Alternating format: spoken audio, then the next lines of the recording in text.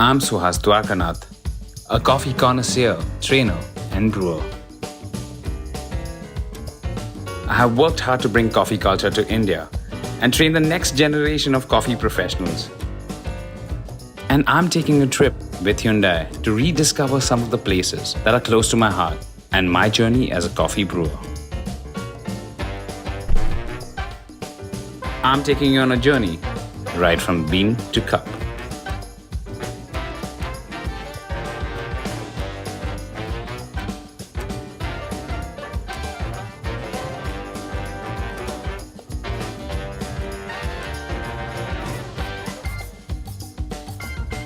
We're on our way to Chickmagaluru, a place that's truly close to my heart. Chickmagaluru is the birthplace of coffee in India. The Sufi saint Baba Budan, when he went for the pilgrimage to the Middle East, he brought back with him 7 special beans that he planted here in Chickmagaluru. That gave origin to coffee in India. So I'm headed to the city in search of that perfect cup of coffee. Baba Budangiri is one of the highest mountain ranges in the country where coffee is grown. Because of the climate here, coffee beans take longer to ripen and spend more time getting nutrients from the tree before they are picked. This makes the coffee from this region taste more complex and flavorful, along with bright and acidic undertones. When you're traveling through this part of the country, you really feel the weight of history. And there's a certain mythical quality to the landscape. Coffee has been grown here for over 300 years, and you can trace the origins of each and every bean from India to these ancient hills.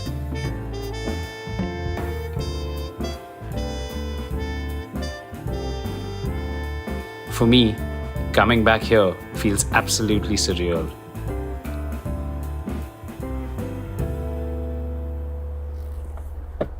When I used to study coffee, I used to travel to Chickmagaluru so often, traveling around in these coffee plantations, staying in these different coffee plantations, driving around up these hills.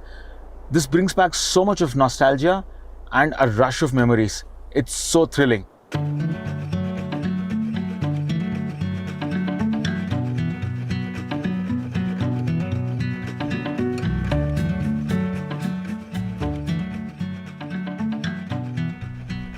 We are here to meet 2 young coffee planters who have been using state-of-the-art post-harvest processing methods to process their coffee, and then also some cutting-edge technology they're using to grow the coffee trees as well.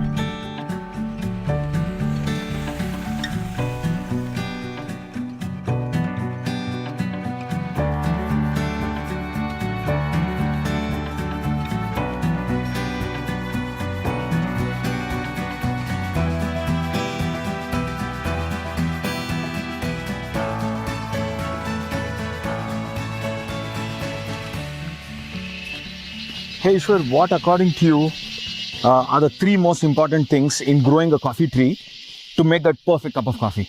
So it takes a lot to grow great coffee, but if I were to say the 3 most important things, first would be to choose the right varietals for the right geographic condition. Okay. Second would be to maintain the structural and nutritional value of the soil. And third would be to maintain good shade. So, I mean, that's your part of it. So, coming to Sharan's part where after the tree has grown, how do I pick that cherry to make that perfect cup of coffee? So picking the right cherry plays a very important role in processing. When you can see over here, these bunch of cherries go reddish maroon in color. Okay. After 3 to 4 months. Okay. And then it's the perfect time to pick it. So we do selective picking. So we pick only the ripe red cherries. Okay. And leave the green ones to ripen and come again to pick them up. After the perfect beans are picked, they are sent for sorting, cleaning, and pulping. And after the beans are dried, they go straight to curing works. That's where I'm headed. This is where the dried coffee beans are hulled and sorted by their density and size. And the defected beans are removed in a color sorter, which gets rid of beans that are too dark or too light. The next and most exciting stage of processing is roasting. This is where the magic happens.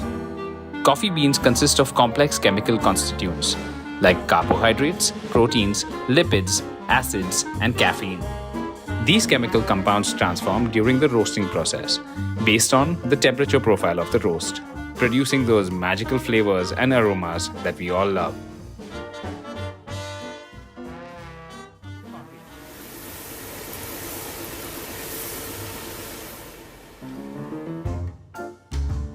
In general, roasts fall into one of 4 color categories: light, medium, medium dark, and dark.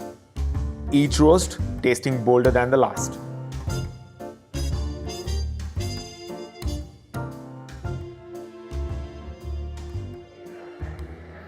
There are a lot of brewing methods around the world, and I'm discovering a new brewing method every day. But what I'm going to try today is a cold drip all the way from Japan. The water in the cold drip drips every 2 seconds, goes through the coffee, takes in all of the aromas and the flavors that is there in the coffee, and ends up in this jar, which is this brown gold. Supposedly, the coffee is really intense. Let's see if that's true. And also, it's high on caffeine because of the time the water takes to go through the coffee.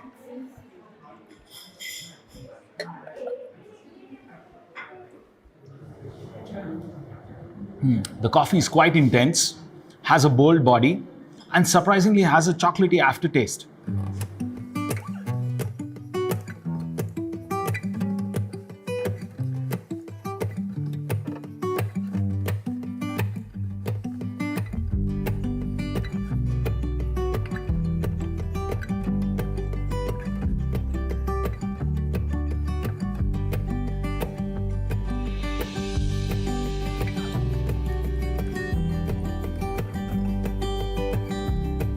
For my final cup of coffee in Chickmagaluru, I'm going to a very special place.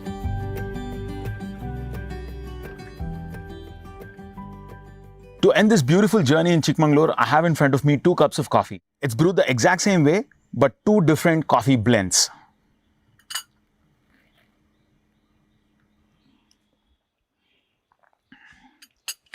The first one is really floral, mild, super fruity. This has in it 2 kinds of coffee, both Arabicas, one a washed Arabica and the other one a natural Arabica. The natural Arabica is giving me all of the fruity flavors, and the washed Arabica that is in this blend is giving me a lot of aroma, very floral, jasmine aromas. The second one I have, let me try it.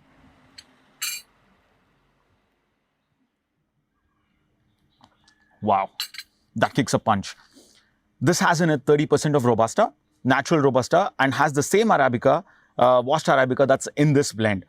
This has a lot of body, very intense, and as we know, Robustas have quite the amount of caffeine.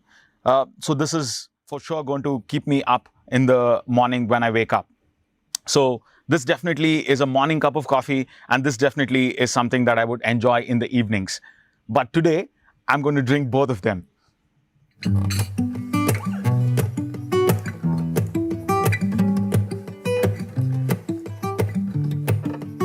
Next, I'm driving to Wayanad, where I'm going to explore the history of the coffee trade in India. And I'm excited to continue my journey.